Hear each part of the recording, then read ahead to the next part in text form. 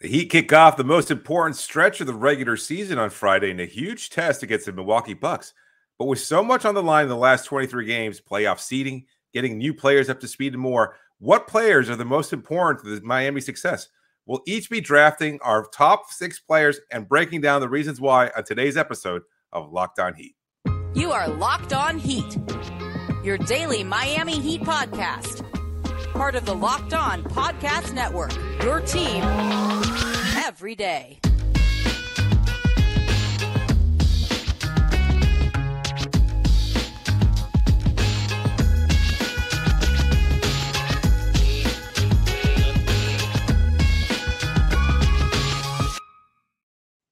All right, welcome to Locked On Heat, your daily podcast on the Miami Heat, however you might be tuning in on YouTube, Odyssey, or your favorite podcast app. Thanks so much for making Locked On Heat your first listen every day. Today's episode is brought to you by PrizePicks. First-time users can receive a 100% instant deposit match up to $100 with the promo code LOCKEDON. That's prizepicks.com, promo code LOCKEDON. All right, here's the concept. Instead of just talking about the most important Heat players after the All-Star break, we're going to do a draft, and we're going to draft those players. So, David, you're going to get the first pick because why not? The goal here is we're going to go through the top 6 players. You pick 3, I pick 3. It's not going to be a snake draft. There's only 2 of us. So you go, I go, you go, I go, etc. Hopefully, it's going to be an interesting show. This gimmick works. Are you ready, David? Yeah, I think so.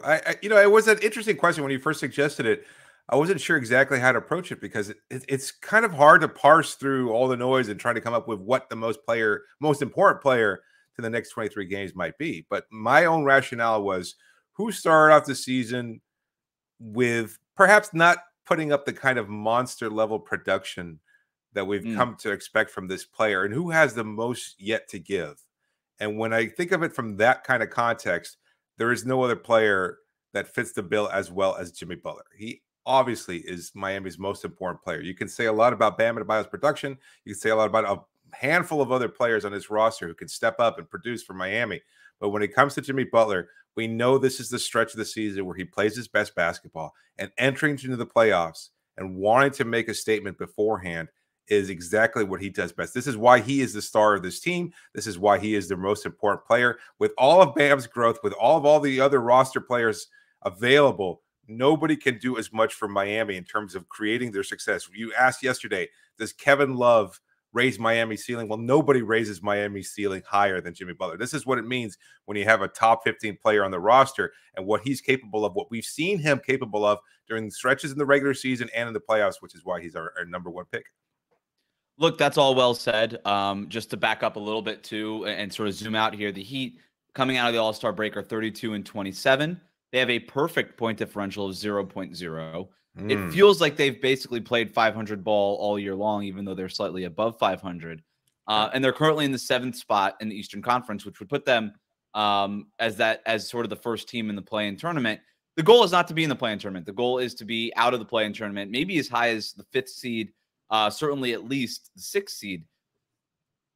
Jimmy Butler, to your point, has not had a Jimmy Butler type of year. He wasn't an all-star.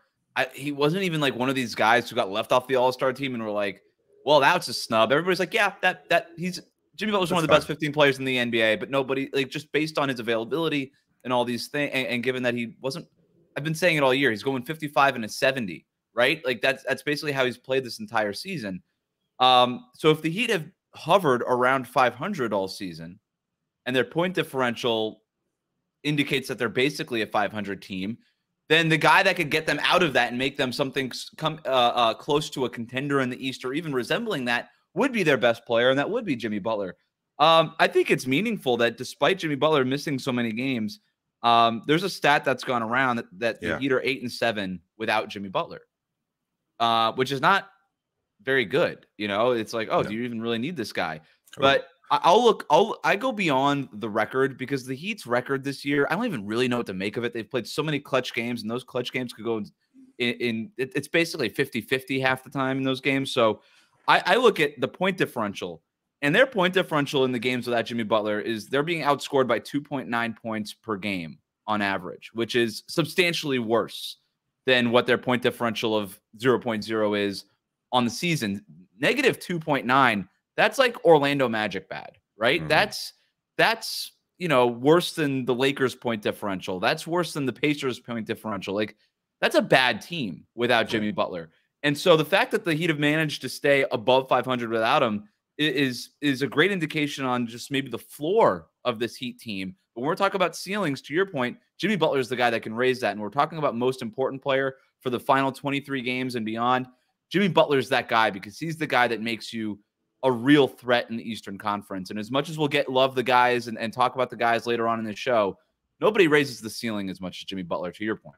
So, yeah, you always have a chance. That 0-0 differential on the fact that it's so glaringly egregious when he's off the floor, not available. Like, that just says that with Jimmy on your roster, there's always a chance of beating any team out there. And I've maintained that. Yep. I think that's still the case. You have a chance against some of the top teams in the Eastern Conference. Everything has to break right. We've talked about this quite a bit.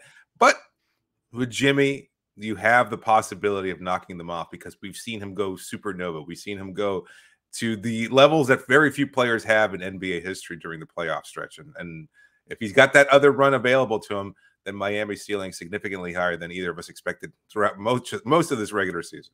Number one in win shares, plus minus value over, like, name the advanced stat. Jimmy Butler's still number one. Despite you and I both believing that Bam Adebayo has been the best player for the Heat all season long. And that's my next pick is Bam. Well, that's my first pick. You already had your first pick. So my first pick is Bam Adebayo. I did have Jimmy Butler number one on my board as well, but since you took him, I'll go with Bam. Second in plus minus, win shares, all those kinds of things behind Jimmy Butler. Leads the NBA in non-restricted area paint points and field goals made this year. The Heat, this is my favorite stat for Bam. The Heat are 21-14 when Bam takes 15 or more field goal attempts. They're 11-13 otherwise. Even better than 21-14, I think, based on my bad math. 12-6 when he takes 18 or more shots. Yeah. So aggressive Bam has been basically the storyline for the entire Heat season so far, and I think is going to be an important one going forward. I agree 100%. I love that statistic about when he's most aggressive, when he's looking to be the hub of the offense. From a scoring perspective, not just a playmaking or just setting screens and things. That's no longer the dribble handoff based offense of a few seasons ago. But for Bam being such a big part of the scoring approach, the whole mentality that he's taken this season, that's led to his second All-Star selection and a well-deserved one. He's absolutely crucial to Miami. My rationale, kind of how I explained it with Jimmy as well, though, is that he's been such a consistent part of the offense that it's not to say that you could just overlook what he's done, but I think we're going to continue to get that same version of Bam during the next 23 games. All level defense, all NBA type, scoring, whatever, everything that he has brought to the table over the first 50-some games of the year is what we're going to see from him moving forward. Absolutely crucial to Miami. They need it. He is that good. But it's also, I don't think there's going to be a surge in his performance or his level of production. I don't disagree. I do think that how he adjusts to the Kevin Love edition and how he adjusts further to the double and the triple teams that keep coming his way, and then how the Miami Heat perform in the postseason will come down to Bam Adebayo. Not really doing anything different, maybe not even scoring a whole lot more points, but just being even more efficient, being in more control of things on the floor. Like the Heat's offense runs through Bam just like its defense does. And so I just do think, I don't disagree with the fact that it's almost like he's the floor raiser, not really the ceiling raiser at this point for the Heat. I mean, maybe just because, and that's just because we expect that level of production and consistency at this point, which again is a huge development when it comes to talking about Bam Adebayo. Added note here. Do you see the nice interaction between Bam Adebayo and Kevin Love on Instagram already? Like fast friends there. Yes, love it. That is great stuff. Like love posting. He's happy to be here. Bam responding, makes some shots, and then Kevin responds. I'm very excited to cover Kevin Love in that locker room. Just a new face, a new guy. Everybody in Cleveland says he was the best, so that should be a lot of fun. I'm sure Kevin Love is going to be on our draft boards somewhere. Our next few picks are coming up next, David. But first, well, today's episode is brought to you by PrizePicks. It's daily fantasy made easy. You can take the average scores of some players, rebounding numbers, assist numbers, three-pointers made, whatever you want to look at. Look, I mean, maybe you can start placing a prop bet right now on how many threes Kevin Love's going to make or take in his first game with the Miami Heat, which could be as early as this Friday. So stay tuned for that. That's what makes everything so great about PrizePicks. It's so easy to work. You just pick 2 to 6 players, and if they will score more or less on their PrizePicks projections, you can win up to 25 times your money. It's no competing against other people. It's just you versus the projected numbers. PrizePicks offers projections on any sports that you watch, including the NBA, of course, but also the NFL, Major League Baseball, the PGA, men's and women's college basketball, soccer, disc golf, boxing, cricket, so many sports. They're all available on PrizePicks. Entries can be made in 60 seconds or less. It's that easy. Safe and fast withdrawals so you can get your money fast. Currently operational in over 30 states and Canada. So download the PrizePicks app or go to prizepicks.com to sign up today and play daily fantasy sports. First-time users receive a 100% instant deposit match of up to $100 with the promo code LOCKEDON. So if you deposit $100, PrizePicks will give you 100. If you deposit 50, PrizePicks will give you 50. So don't forget to enter the promo code LOCKEDON and sign up for an instant deposit match of up to $100 a day. So download the PrizePicks app or go to prizepicks.com today. Locked On Heat is available on Apple Podcasts and Spotify, so please do subscribe. David, you have the next pick. Oh, yeah. This is going to be contentious. I can already see it. But again, using that same rationale that I used to explain why Jimmy is going to be Miami's most important player moving forward, I think Kyle Lowry is going to be Miami's, and my big board, second most important player overall, third most important player if we take Bam into consideration. So I just think, like, reports of his demise. Did you have Lowry? Well, the way you phrased that, did you have Lowry over Bam on your big board? I don't have Bam at all because, as I said before, I just think his production has been consistent. Yeah, with Kyle, look, I don't even know what's going on with Kyle Lowry. I mean, the reporting has been murky, and it's not to knock anybody reporting about it, but we've heard that he's going to be waived, or he's going to be. He's been told by the team to stay away. He's been told, that not to come back for a certain amount of time. He might not be back at all. There are fans. There are Heat fans hoping he does not come back, and I don't get it because, as you and I have pointed out many times before, when he is healthy, when he is productive, he is a very, very good player. Defensively, offensively, in terms of being a floor general, shooting well. Those are the things that he does. Those are the things that he's been able to do over the course of his career.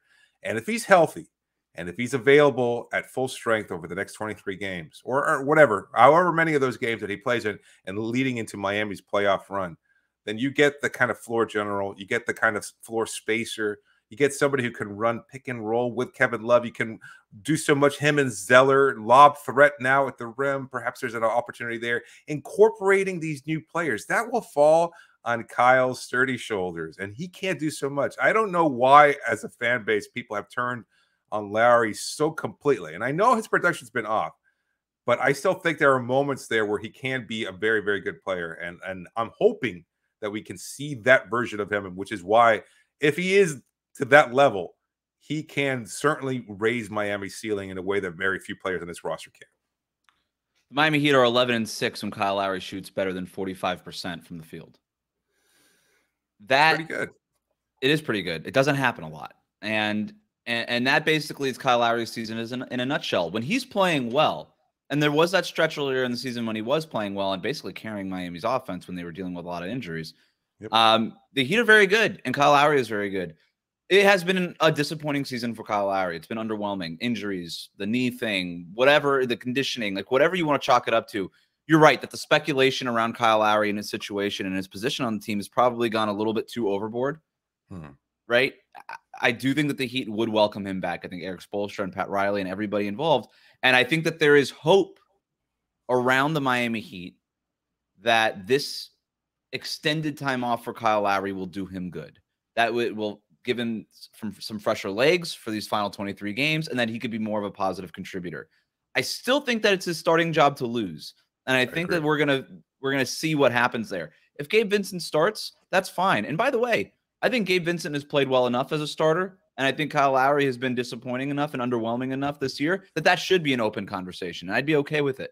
And I would hope that if Kyle Lowry is asked to come off the bench, that he's okay with it for the betterment of the team, obviously.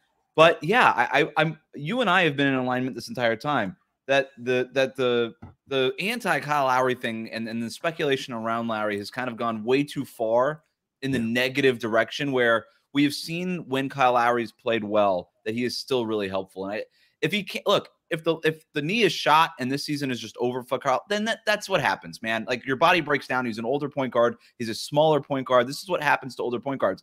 If this is it, then this is it. Okay. But I do think that he's at least earned the opportunity to prove whether this is it or not, and to give him another shot. And by the way, the Heat can use as many good bodies as they can. This is something that I wanted to get to at some point, but might as well do it now. When you kind of go down the roster of guys that you trust in the playoffs on this Heat team, how many guys are you really getting to? Jimmy Butler, Bam Adebayo, Tyler Herro. I'd put Caleb Martin in there. And do you trust Tyler in the playoffs? I trust him to do something in the playoffs. Let me put it that way. I trust him to be a helpful rotation player. Do I trust him to score 20 a game? No, I don't. But I trust him to be a helpful rotation piece. That's kind of what I'm getting at. Butler, Bam, Tyler, Caleb Martin. Like, Kevin Love, is that the next guy? Do we even trust him yet, since we haven't seen him in a Heat uniform? I would maybe put Gabe Vincent and Max Strus in there. I would love to put Kyle Lowry in there, but I got to see it a little bit first. But if Kyle Lowry can resemble anything like what he was supposed to be when the Heat signed him a couple years ago, then he is absolutely in that top group because of everything that we know of Kyle Lowry and why he's going to possibly be a Hall of Famer in the future. So that's it. I have to say about Lowry, I think you brought up such an interesting point in regards to Russell Westbrook recently, that the contract really changes the perspective of a player. It skews so much of how a fan views the production of that player. Like, we've seen it up close with Duncan. Duncan can shoot 35% from 3, but nobody would care if he was making under $10 million. It's the fact that he's making as much as we're seeing it this year with Max Strus at the beginning of the year, right? He wasn't shooting well, but nobody cares because he's making $1.8 million as opposed to $18 million. And so, yeah, look, that's kind of what it comes down to. My next pick is Tyler Herro. I just think that when he is playing well and when he's sort of that second offensive option or maybe third behind Jimmy and Bam, I just think it elevates Miami's offense. And when you're talking about what really needs to get fixed over this next stretch, it's not the defense, it's the offense. One of the bottom 5 offenses in the league can't make shots when they even when they're open even, and they're having a hard time even generating those open looks. Tyler Herro doesn't need open looks to make shots, right? He's maybe, no, I would say, yeah, certainly behind Jimmy Butler, their best contested shot maker, right? Yes. And so I think the shot making is going to be so important for Tyler Herro going forward. I think he's another guy, a little understated. We didn't really talk about it a whole lot going into the break, but really needed this all-star break, right? And coming out of it, I think he'll be a little bit more refreshed. Here's the other thing about Tyler Herro, though, that I found interesting. The playmaking has been so important for Tyler Herro and his developmental story this year. And when he is passing the ball and moving the ball, the Heat are so much better. They are 11-5 this season when Tyler Herro has more than 5 assists. I love that stat. He is their best three-point shooter. He needs to space the floor. The contested shots are so important to opening up this offense. But then once he has that offense opened up and he can get guys involved with the playmaking, that's what really elevates the Heat offense to a whole other level. Their best scoring nights, Miami's best scoring nights, are when Tyler Herro has it going in terms of his floor game, not necessarily even from a point total perspective. And so Tyler Herro, to me, when you're talking about turning this offense around, it starts with Tyler Herro. It's been fun to watch that kind of evolution, and I'm glad you point out the statistic numbers there regarding the assists, because like we've all kind of taken it for granted, because I think it's been fairly seamless. Like all of last year, it was, well, why is he coming off the bench? He doesn't really know how to get other players involved. He's looking to score first and foremost, which was fine. That was what Miami needed off the bench. They had a very good, strong veteran group as starters that didn't need him to be the kind of playmaker that he has since morphed into. But now as a starter, he has had to evolve, and he's been great at it. It's been something that has happened seamlessly, as I said. So to watch that kind of growth from him has been fantastic. We all kind of just take it for granted, but here he is at this point, and it's been great to watch. Now, unfortunately, we need that scoring to be consistent, and you're right that he is absolutely crucial. He is on my big board. He's not as high as yours, but I just want to see this level of scoring consistently against the best teams in the NBA and in the playoffs. Like Miami's so much better when Tyler is dialed up. Maybe he might be second to Jimmy, like Miami's highest floor raiser, because if you get a good Tyler game, you're unstoppable. Like, you do have Ceiling a legitimate raiser. Yeah. big three. Yeah, ceiling raiser, excuse me. Like, you have a legitimate big three with Tyler when he's playing his Exactly. best. Well, the Heat said it before the season, right? They're going to go as far as Bam and Tyler take them. Well, Bam's already off the board. He's been their best player all season. Tyler Herro, like, when he's on the Heat, just it feels like everything flows so much better and the offense is clicking and all. And it just feels like those Tyler Herro nights are sort of the best Miami Heat nights. And then when we talk about the playoffs, obviously getting that kind of production from Tyler Herro, you could argue that would have kind of tilted the tables in Miami's favor in the Eastern Conference Finals last year, right? And so if you can get that kind of production going forward, obviously it's immense for Miami. Our next picks are coming up next, David. But first, a message from our sponsors. Today's episode is brought to you by Built Bar. If you're looking for a delicious treat but don't want all the fat and calories, you've got to try Built Bar. So many people sticking to their resolutions, trying to eat healthy, doing what they can to change their lives. And Built Bar is a healthy and tasty way to actually get that goal, to make that goal, to reach those goals. Seriously, they're so delicious. You won't even think they're good for you, but they're perfect for a healthier lifestyle. What makes Built Bar so good? Well, for starters, they're all covered in 100% real chocolate. That's right, real chocolate. And they come in unbelievable flavors like churro, peanut butter, brownie, and coconut almond. I'm not sure how Built does it, but these bars taste like a candy bar while maintaining amazing macros. And even better, they're healthy for you. Only 130 calories and 4 grams of sugar with a whopping 17 grams of protein. And now you don't need to wait around to get a box. For years, we've been talking about ordering your Built Bars only at Built.com, but now you can get them at your local Walmart or Sam's Club. Head to your nearest Walmart today, walk to the pharmacy section, grab yourself a box of Built Bars. You can pick up a 4-bar box of cookies and cream, double chocolate, or Wes's favorite coconut puffs. If you're close to Sam's Club, run in and grab a 13-bar box of our hit flavors, brownie batter and churro. You'll thank me later. And of course, you can always still go to Built.com. Thanks for making Locked On Heat your first listen every day. Reach us on Twitter, Instagram, email us lockedonheat@gmail.com. David, you're up. Oh, well, in that case, I'm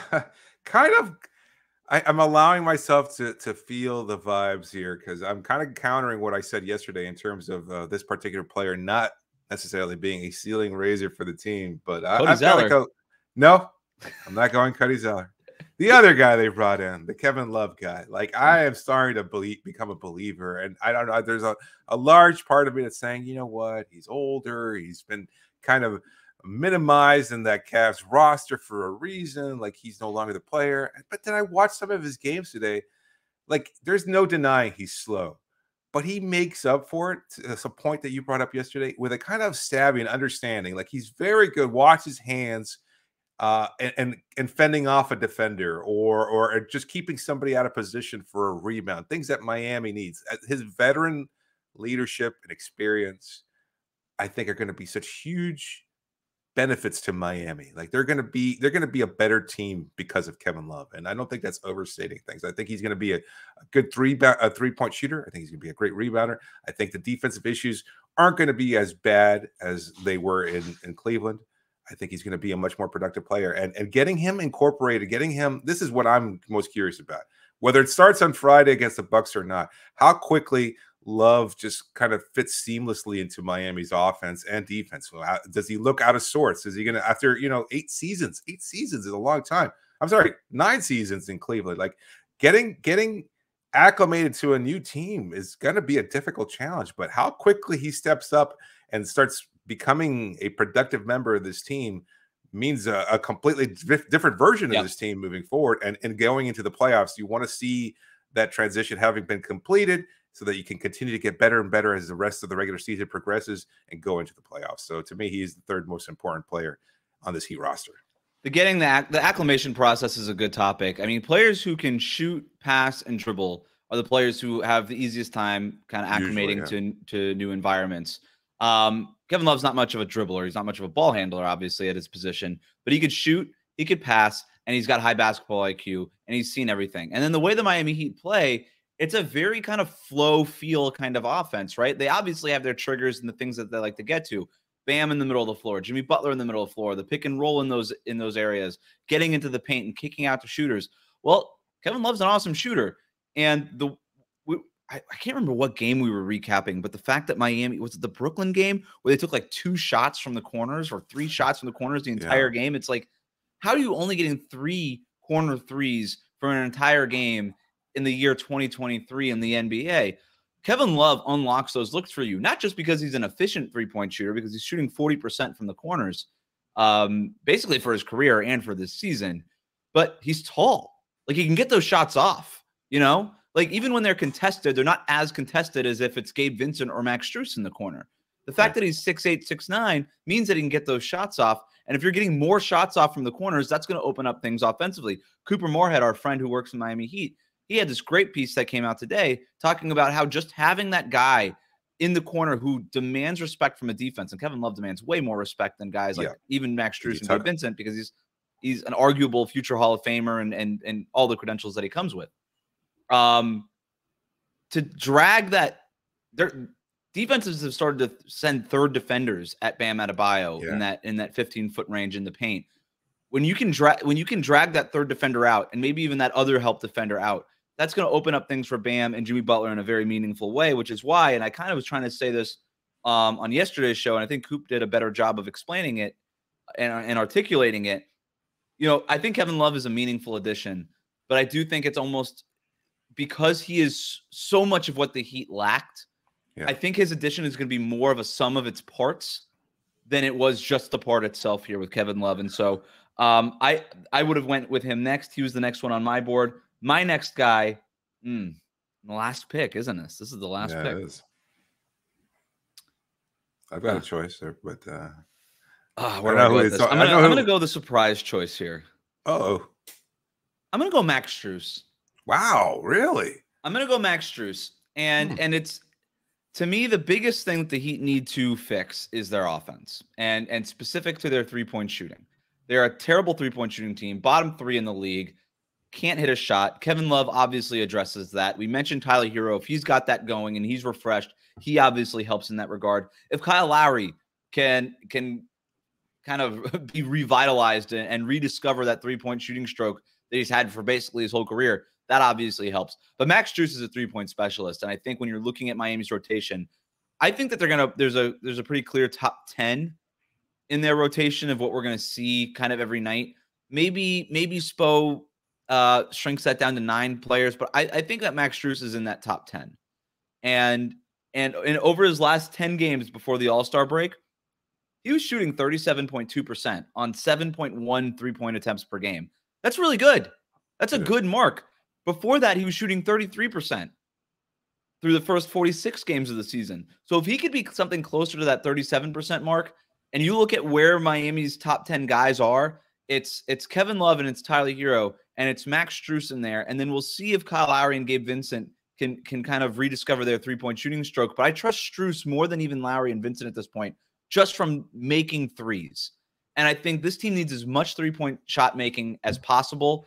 Tyler Herro and Kevin Love is not going to be enough. Caleb Martin, Kyle Lowry, Gabe Vincent, we'll see what we get from them. But if Max Strus can get in there in that second unit and help open up things offensively for them, I think that could have an overwhelming effect to Miami's offense. It's an interesting choice, and it kind of to spin off of your pick there. Does this mean that you expect Duncan Robinson will be minimized even further? Like, will he have a smaller role than he did even before? I know he just came back from injury, and a lot of the expectation was, well, he'll stabilize, he'll normalize the three-point shooting on this team. But with the additions of Love and Zeller, is there a rotation spot for Duncan to be had? No. I think that we'll see some stuff in these next couple of weeks where Spo is experimenting with Duncan Robinson. If Max Strus doesn't have him going in the first half, does he go to Duncan for the second half and things that we've seen from Spo before? But to me, the top 10 are Lowry, Gabe Vincent, Tyler Herro, Victor Oladipo, Jimmy Butler, Max Strus, Caleb Martin, Kevin Love, Bam Adebayo, and Cody Zeller. I just went from point guard to center. That's how I did that, not from starters to bench. I think Duncan Robinson, Haywood Highsmith, even Omer Yurtseven are sort of on the outside looking in, but I do expect them to get some opportunities here in the next couple of weeks before I think Spo really solidifies his rotations and what he wants to do going into the playoffs. Yeah, that's a lot of pressure for Duncan. But I mean, I think to your point, I think Spo probably trusts Max more in these situations, certainly with absolutely. That he got that starting nod over him in the playoffs, that he was a productive player as a starter. You know, it's a huge opportunity for Max, somebody entering free agency this summer. And you know, if he can continue to build off of that nice shooting stretch before the All-Star break, and solidify himself as again a legitimate threat, somebody who is a good counterbalance, probably coming off the bench, right? I mean, unless there's a game where Jimmy gets hurt or something like that, I would imagine that Max continues to be a bench player, but it's a good opportunity for him. We'll see how he morphs into it, and you see if he continues to thrive in that role.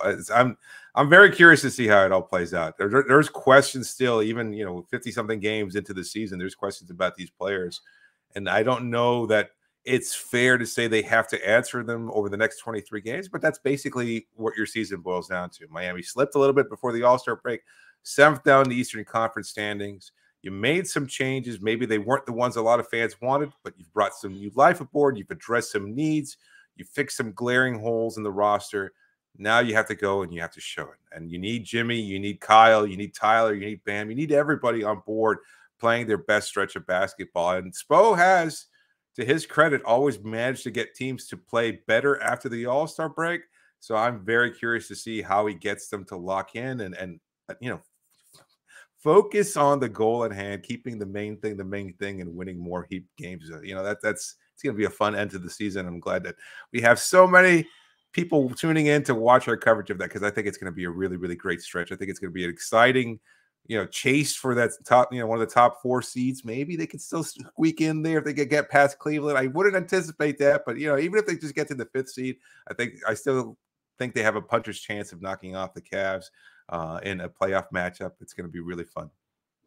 We got recaps after every game going forward. 23 games left this season for the Miami Heat. Thanks again for making Locked On Heat your first listen every day. Remember to subscribe to new episodes of Locked On Heat on your favorite podcast app and on YouTube.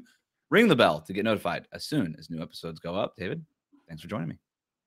I'm juiced up, man. I'm excited again. It's going to be fun.